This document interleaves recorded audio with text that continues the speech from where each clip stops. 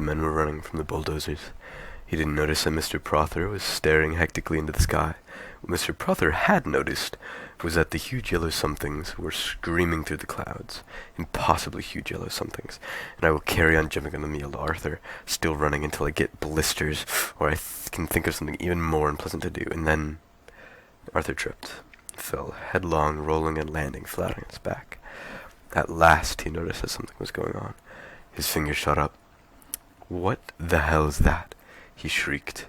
Whatever it was raced across the sky in its monstrous yellowness, tore the sky apart with a mind-buggering noise, and leapt off into the distance, leaving gaping air to shut behind it with a bang that drove your ears 6 feet into your skull. Another one followed and did exactly the same thing, only louder. It's difficult to say exactly what the people on the surface of the planet were doing now, because they didn't really know what they were doing themselves. None of it made a lot of sense. Running into houses, running out of houses, howling noiselessly at the noise. Around the world, city streets exploded with people. Cars slewed into one another as the noise fell on them, and then rolled off like a tidal wave over the hills and valleys, deserts and oceans seeming to flatten everything they hit. Only one man stood and watched the sky, stood with terrible sadness in his eyes and rubber bungs in his ears. He knew exactly what was happening, and he had known ever since his sensomatic had started winking in the dead of night beside his pillow and woken him with a start. It was what he had waited for all these years, but when he had deciphered the signal pattern, sitting alone in his dark room, a coldness had gripped him, squeezed his heart. Of all the races in the galaxy who could have come and said a big hello to planet Earth, he thought, didn't it just have to be the Vogons? Still, he knew what he had to do. As the Vogan craft screamed through the air high above him, he opened his satchel. He threw away a copy of Joseph in the Amazing Technicolor Dreamcoat. He threw away a copy of Godspell. He wouldn't need them where he was going. Everything was ready. Everything was prepared. He knew where his towel was. A sudden silence hit the earth. If anything, it was worse than the noise. For a moment, nothing happened. The great ships hung motionless in the sky. Over every nation on earth, motionless they hung, huge, heavy, steady in the sky, a blasphemy against nature. Many people went straight into shock as their minds tried to encompass what they were looking at. The ships hung in the skies in much the same way that bricks don't. And still nothing happened. Then there was a slight whisper. A sudden spacious whisper of open, ambient sound. Every hi-fi set in the world, every radio, every television, every cassette recorder, every woofer, every tweeter, every mid-range driver in the world quietly turned itself on. Every tin can, every dustbin, every window, every car, every wine glass, every sheet of rusty metal became activated as an acoustically perfect sounding board. Before the earth passed away, it was going to be treated to the very ultimate in sound reproduction. The greatest public address system ever built. But there was no concert, no music, no fanfare, just a simple message. "People of Earth, your attention please," a voice said. And it was wonderful. Wonderful, perfect, quadraphonic sound, with distorted levels so low as to make a brave man weep. "This is Prostetnik Vogan Jets of the Galactic Hyperspace Planning Council," the voice continued. "As you will no doubt be aware, the plans for development of the outlying regions of the galaxy require the building of a hyperspatial express route through your star system, and regrettably, your planet is one of those scheduled for demolition. The process will take slightly less than 2 of your Earth minutes. Thank you." The PA died away. Uncomprehending terror settled on the watching people of Earth. The terror moved slowly through the gathered crowds as if they were on iron filings on the sheet of board and a magnet was moving beneath them. Panic sprouted again, desperate fleeing panic, but there was nowhere to flee to. Observing this, the Vogons turned on their PA system again. It said, "There is no point in acting all surprised about it. All the planning charts and demolition orders have been on display in your local planning department in Alpha Centauri for 50 of your Earth years, so you've had plenty of time to lodge any formal complaint. It's far too late to start making a fuss about it now. The PA system fell silent again, and its echoes drifted off across the land. The huge ships turned slowly in the sky. With easy power, on the underside of each a hatchway opened, an empty black square. By this time, somebody somewhere must have manned a radio transmitter, located a wavelength to broadcast a message back to the Vogan ships to plead on behalf of the planet. Nobody of you heard what they said. They only heard the reply. The PA system slammed back into life again. The voice was annoyed. It said, "What do you mean you've never been to Alpha Centauri? For heaven's sake, mankind, it's only 4 light years away. You know, I'm sorry, but if you can't be bothered to take an interest in local affairs, that's your own lookout.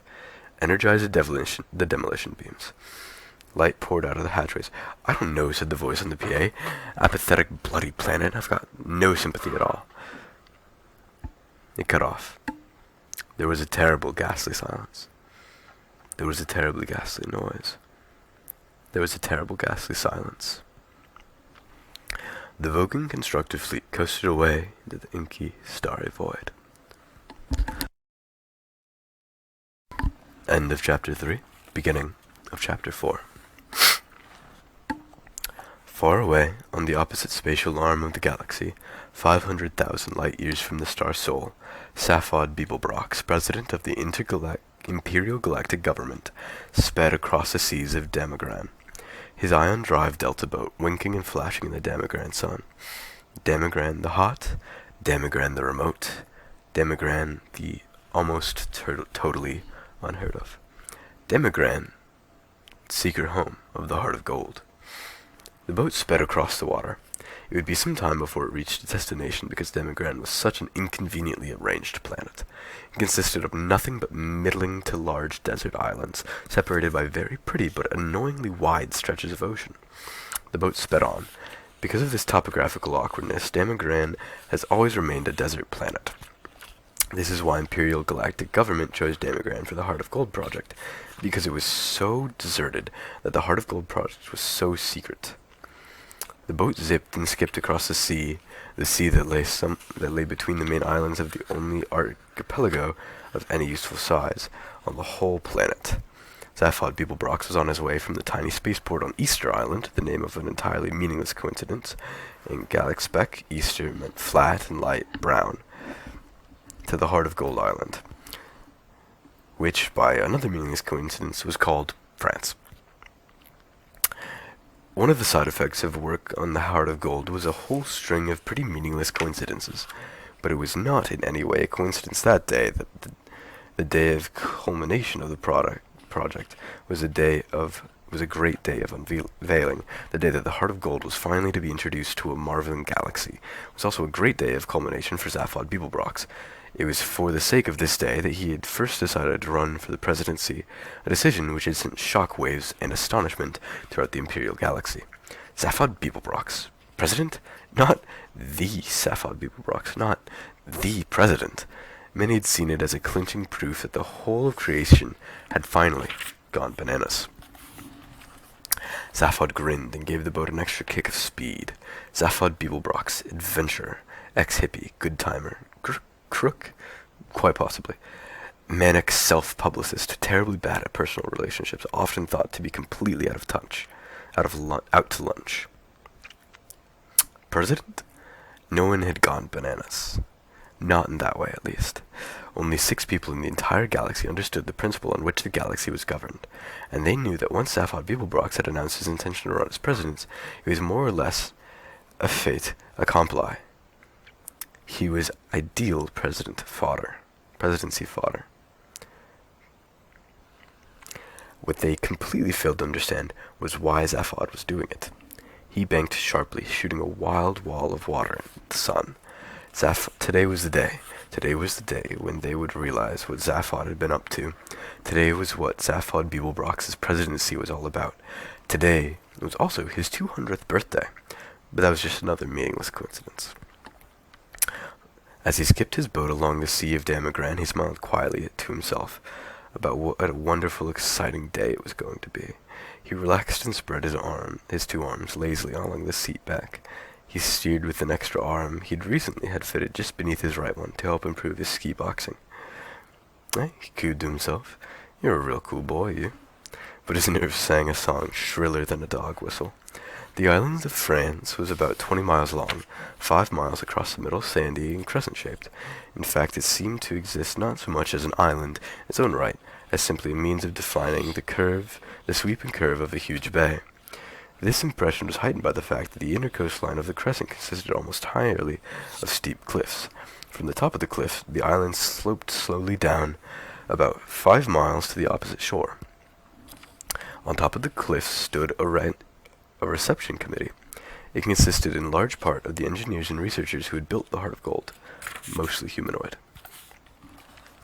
But here and there were a few reptilian atominers, 2 or 3 green sylph-like megamaxilians, an electric philsuctherist or 2, and a huluvu.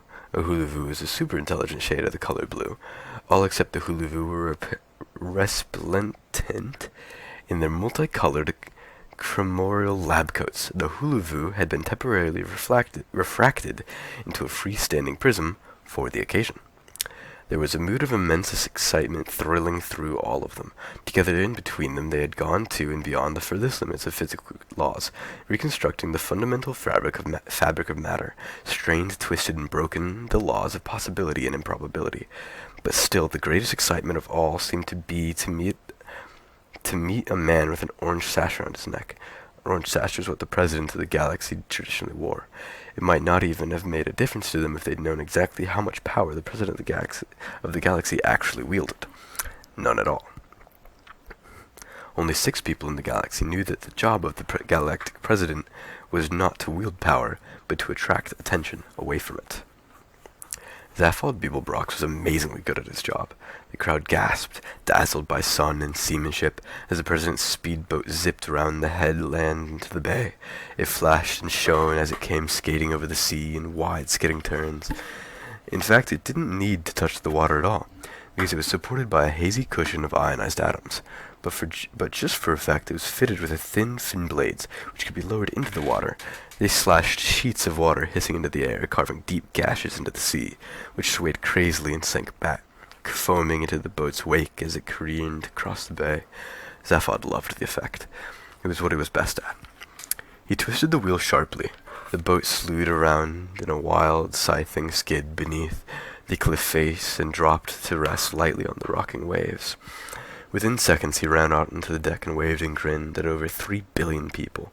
The 3 billion people weren't actually there, but they watched his every gesture through the eyes of a small robot-tried camera, which hovered obscenely in the air nearby. The antics of the president always made amazingly popular Tri-D. That's what they were for.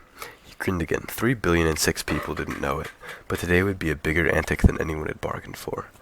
The robot camera honed in for a close-up on the more popular of his 2 heads, and he waved again. He was roughly human in appearance, except for the extra head and 3rd arm. His tousled fair hair struck out in random directions. His blue eyes glinted with something completely unidentifiable, and his chins were almost always unshaven. A 20-foot-high transparent globe floated next to his boat, rolling and bobbing and glistening in the brilliant sun. Inside it floated a semi-wide circular sofa, upholstered in glorious red leather.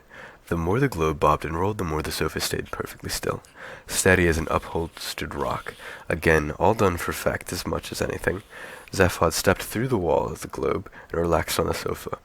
He spread his 2 arms along the back, and with a 3rd brushed some dust off his knee. His head looked about, smiling. He put his feet up. At any moment he thought he might scream. Water boiled up beneath the bubble. It seethed and spouted. The bubble splurged in the air, bobbing and rolling on the water spout. Up it climbed, throwing suits of light at the cliff. Up it surged on the jet, the water falling from beneath it, crashing back into the sea, hundreds of feet alone. That's ended on page 36, about a page and a half. from the end of chapter 4. Good night.